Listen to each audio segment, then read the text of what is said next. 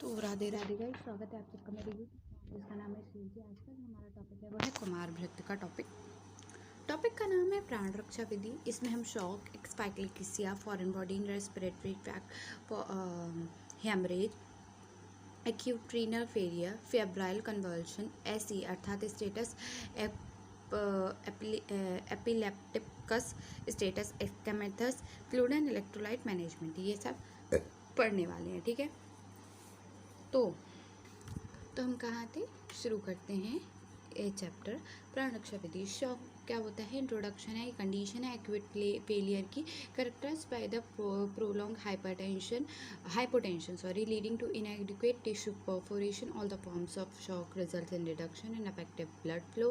It leads to reduced delivery of oxygen and nutrients, consequently to dysfunctions of the cell. Sign and symptoms की बात करूँ, paleness होता है, cold होता है, मॉइस्ट स्किन है, फास्ट थ्रेड पल्स है, शॉलो रेस्पिरेशन है, डिक्रीज बीपी है, ओलिगोरिया है, हाइपो परफोरेशन है, अल्टरनेशन ऑफ मेंटल स्टेटस है। टाइप्स ऑफ ट्रीटमेंट की बात करूँ तो इसमें 4 तरीके के शॉक देखने के लिए मिलते हैं: हाइपोवॉल्मिक, कार्डियोजेनिक, एनाफाइलेटिक और सेप्टिक। ठीक है, तो पहले की जो मैं बात कर रही हूँ वो है हाइपोवॉल्यूमिक। तो हाइपोवॉल्यूमिक एक टोटल डिक्रीज इन ब्लड और फ्लूइड वॉल्यूम है। It is cause due to the severe haemorrhage और फ्लूइड लॉस। ट्रीटमेंट है airway access, isotonic fluid boluses, dopamine. Cardiogenic shock क्या है? डिक्रीज होता है कार्डियक आउटपुट पे due to myopathy, myocardial infarction, cardiac arthritis, pump failure etcetera. Treatment है airway access, administration of O2, mechanical ventilation, vasoactive drugs. Anaphylactic status क्या है? Due to hyper sensitive death में अगर ड्यू टू ब्रोंकल स्टेमस और the laryngeal oedema. Treatment है airway access और corticosteroids. मैं और आगे की बात करूं तो यहाँ पे सेप्टिक शॉक में क्या है? Presence of sepsis in the body leading to the organ hypoperfusion, further the multi organ failure हो जाता है इससे, resulting in acute respiratory distress syndrome, ARDS। ठीक है, यही होता है एक्यूट रेस्पिरेटरी डिस्ट्रेस सिंड्रोम। ठीक है, there can be necrosis of liver और पेनक्रियास। ट्रीटमेंट हम एयरवे एक्सेस करते हैं, एंटीबायोटिक्स चलाते हैं, उसके बाद असेसमेंट ऑफ इम्यूनिटी करते हैं। एनाफाइलेक्सिस, इसमें पता है दवाइयों के नाम नहीं दे रखे हैं। ठीक है, तो हम मैं एक वीडियो बनाती हूँ, उसमें सिर्फ केवल हम दवाइयों की बात करेंगे। ठीक है, एनाफाइलेक्सिया क्या होता है? इट इज़ अ इंट्रोडक्शन है, it is a severe potential life-threatening allergic reaction. It can occur second or minute of the exposure to the agents due to hypersensitivity. Causes of food, insect or medicines. Food क्या है? Food का जो cause है वो milk, eggs, peanuts, wheat और fish etcetera. Insect है wasp, fire ants etcetera. Medicine है penicillin, sulpha drugs, insulin etcetera. Sign और सिम्टम्स की बात करूँ तो स्किन इचिंग होती है, रैशेज हो जाते हैं, स्वेलिंग ऑफ लिप्स, टंग्स और थ्रोट हो जाता है, शॉर्टनेस और ब्रीथ होता है, वीजिंग होता है, डिजीनेस होता है, पेंटिंग होता है, एब्डोमिनल पेन होता है, वॉमिटिंग होता है, डायरिया होता है। ट्रीटमेंट है कॉर्टिकोस्टेरॉइड्स, मिथाइल पैराडिनोसोल और प्रेडिनिसोल। ठीक है, पॉइजनिंग की अगर मैं बात करूँ तो पॉइजनिंग क्या होता है? इंट्रोडक्शन है, it is a condition to be exposed to a substance that is injurious to health or even can cause death. It is a major issue for children, especially in the case of accidental poisoning due to household products. Type of poisons: accidental, homicidal, suicidal होते हैं।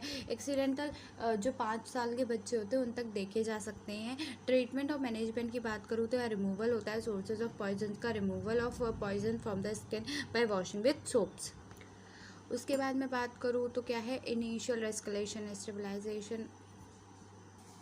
अगर मैं treatment और management की बात कर रही हूँ तो इनिशियल एस्केलेशन ऑफ स्टेबलाइजेशन है, access the airway, adequate breathing, papillary size, blood glucose concentration, temperature control, removal of unabsorb poison from GIT, stomach wash होता है, गैस्ट्रिक लैवेज करते हैं, activated charcoal, whole bowel irrigation, elimination of absorbed poison, forced diuretics, peritoneal dialysis, hemodialysis और हेमोफिल्ट्रेशन। Symptomatic treatment क्या है? Hypertension, arrhythmia, conversion, hypothermia, pain. Foreign body in respiratory tract. Introduction में क्या आएगा? Most airway foreign body experience occur in children, मतलब कि नाक के थ्रू चले जाते हैं। Children age 1 to 3 are most susceptible. ठीक है, क्योंकि क्या होता है कि बहुत तेज बच्चे ब्रीथ करते हैं, इस वजह से। नेक्स्ट कॉज क्या है? Lack of molars for proper grinding of food, putting small objects in mouth. Risk factors: hard food, peanuts, grapes, beans, seeds phases, इसके 3 फेज देखने के लिए मिलते हैं, इनिशियल, एसिम्प्टोमेटिक और कॉम्प्लिकेशन फेज। अगर मैं इनिशियल फेज की बात करूं तो चोकेंगे, गैस्पिंग, कफिंग।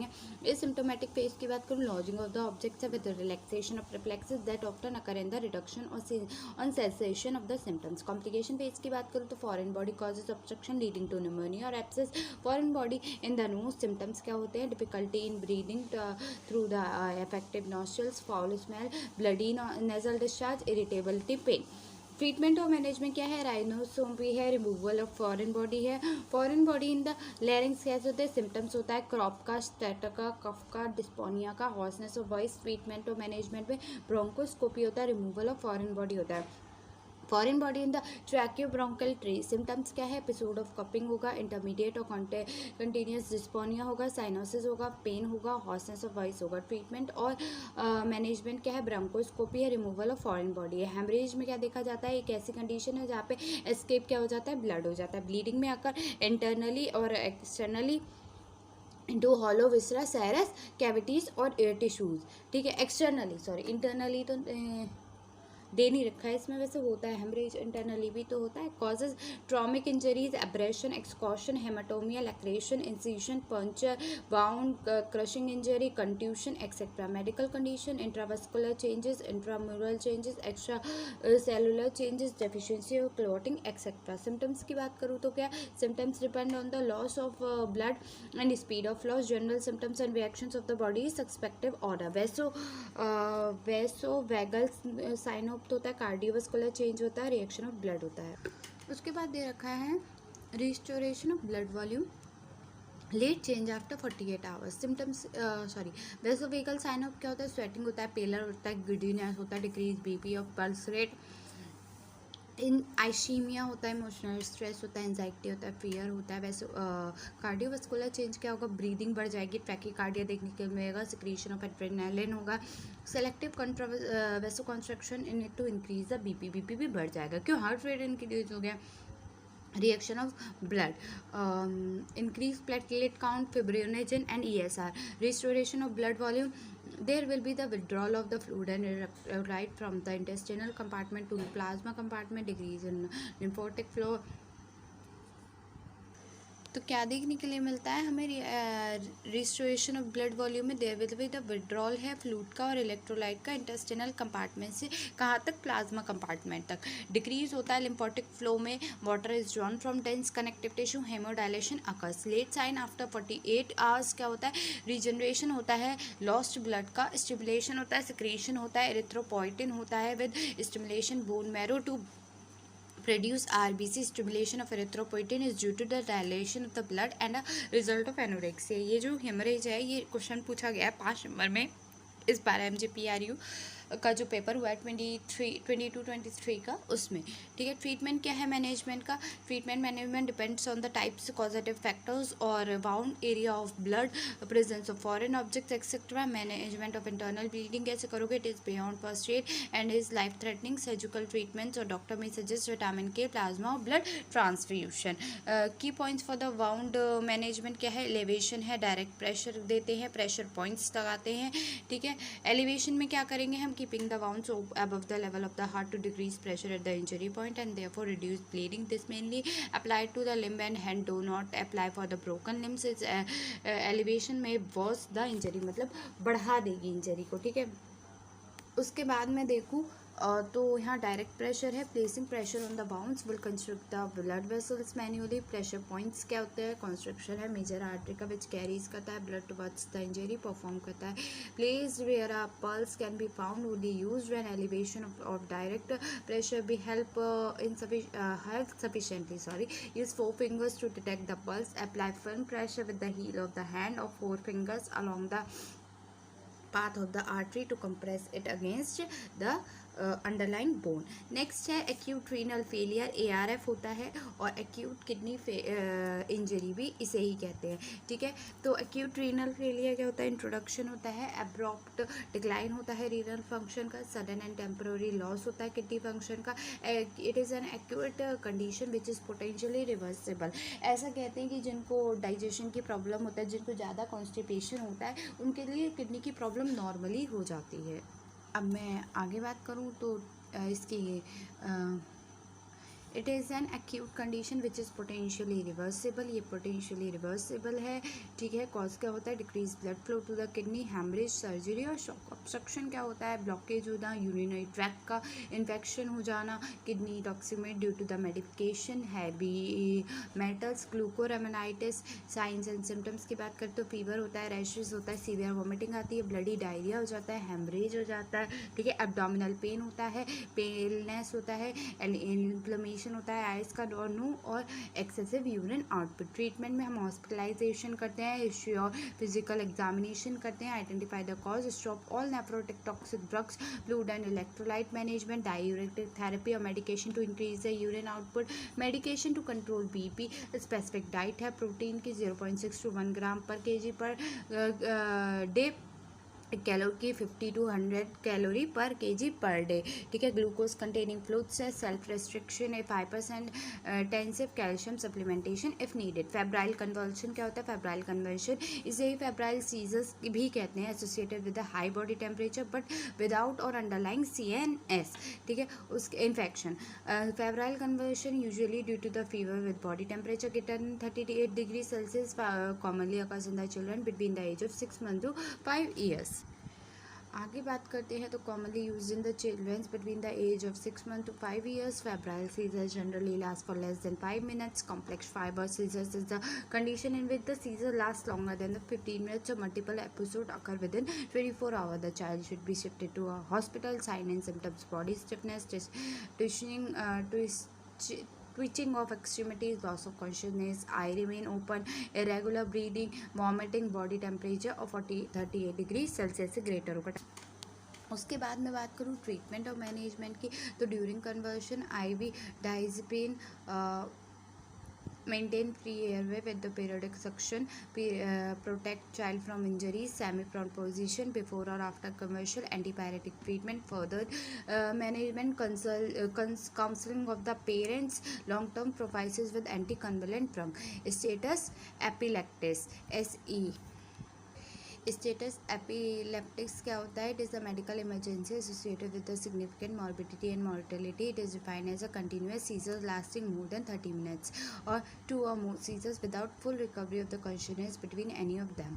ट्रीटमेंट में हम इसमें 2 तरीके से करते हैं, stabilization of airway, breathing and circulation and control of seizures. Control of scissor हम IV डाइज़ेपैन, IV फेनालाइटोकिन और IV हम देते हैं फेनोबारबिटॉन, ठीक है। उसके बाद अगर स्टेबलाइजेशन ऑफ एयरवे, ब्रीदिंग और सर्कुलेशन की बात करें तो keep the child in left decubitus position, suck out the secretion away from the airway, decompress the stomach by organic or nasogastric aspiration, express 100% oxygen by face mask or nasal catheter, seizure 4 line 1 IV line, ठीक। अगर मैं बात करूँ scissor एस्थमेटिकस, ठीक है, तो ये क्या होता है, ये सीवियर अटैक होता है, ब्रोंकियल अस्थमा का अटैक होता है with extensive bronchial obstruction from the beginning और during the course of asthmatic attack. Progressive worsening है, कंडीशन है, लीड करती है पल्मोनरी इंसफिशिएंसी को। ये एक सीवियर एक्यूट अस्थमा है, unresponsive to the usual appropriate management with adrenergic drugs. Cause क्या है इसका, एक्सेसिव एक्सपोजर है, एलर्जीज का। यहाँ पे क्या आएगा कि ये सीवियर अटैक होता है ब्रोंकियल अस्थमा का, एक्सटेंसिव ब्रोंकियल ऑब्स्ट्रक्शन होता है फ्रॉम द बिगिनिंग और during the course of the asthmatic attack. Progressive worsening है, कंडीशन लीड करती है पल्मोनरी इंसफिशिएंसी को। Status active severe acute asthma is unresponsible to the appropriate management with adrenaline drugs। causes है excessive exposure to allergies, infections है, psychogenic stress है, inadequate therapy है, excessive और inappropriate use है, aerosol का, tranquilizer का, etc। Beta treatment और management में हम बीटा एगोनिस्ट देते हैं, टर्बेटुलाइन, एपिथेनॉल, आइसोप्रोटेल, स्टिमुलेट बीटा रिसेप्टर्स और ब्रोंकियल स्मूथ मसल और मेडिटेट मिसल रिलैक्सेशन। ह्यूमिडिफाइड ऑक्सीजन देते हैं, IV इन्फ्यूजन देते हैं, रिहाइड्रेशन देते हैं, मैकेनिकल वेंटिलेशन करते हैं, इंक्यूबेशन देते हैं और एंटीबायोटिक और कॉन्ट्राइंडिकेटेड। नेक्स्ट है fluid and electrolyte management. Fluid और इलेक्ट्रोलाइट मैनेजमेंट में क्या है, electrolyte plays a vital role in maintaining homeostasis with the body, they help to regulation and the neurological function, fluid balance, oxygen delivery, acid basis balance, etcetera. Electrolyte imbalance can develop due to the excessive electrolyte ingestion, diminished electrolyte elimination, excessive electrolyte elimination, chronic laxative abuse, severe diarrhea, vomiting may lead to the disturbance of the electrolyte level along with dehydration. Most common electrolyte disturbance involve abnormality in the level of sodium, potassium and calcium. Next की बात करूँ तो at 24 weeks of the gestational age a babies total body water content is close to 80% of total body weight. The slowly decreases until the child is around 1 year of age when total body water content is about 60% of total body weight. Examination है, child का skin होता है dry हो जाती है, poor turgor होता है, decrease करता है, स्किन इज लास्ट को शर्कन होता है, आईबॉल और पेलेंस होता है और जिसमें नोटिया देखने के लिए मिलता है. मैनेजमेंट की बात करूँ तो ORT देते हैं, ओरल रिहाइड्रेशन थेरेपी करेंगे, TPN देंगे, टोटल पेरीनेटल न्यूट्रिशन, यानी कि ये मेथड होता है feeding out the bypasses the gastrointestinal tract. Fluids are given into a vein to provide most of the nutrients to the body needed. The method is used when a person cannot or should not receive feeding or fluid by mouth.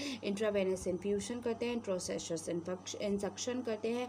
It is a process of injection directly into the marrow of the bone. This provides a cholesterol entry. Collapsible entry देती है जो point to the systematic venous system. This technique is use to provide fluid and medication and intravenous access is not available और not feasible. ठीक है, तो यहाँ complete हो जाता है आपका एक और चैप्टर. ठीक है, अब लास्ट वीडियो आएगा इसका नेट वाले नोट्स का जो है बाल गृह वाला. ठीक है, आज के लिए तक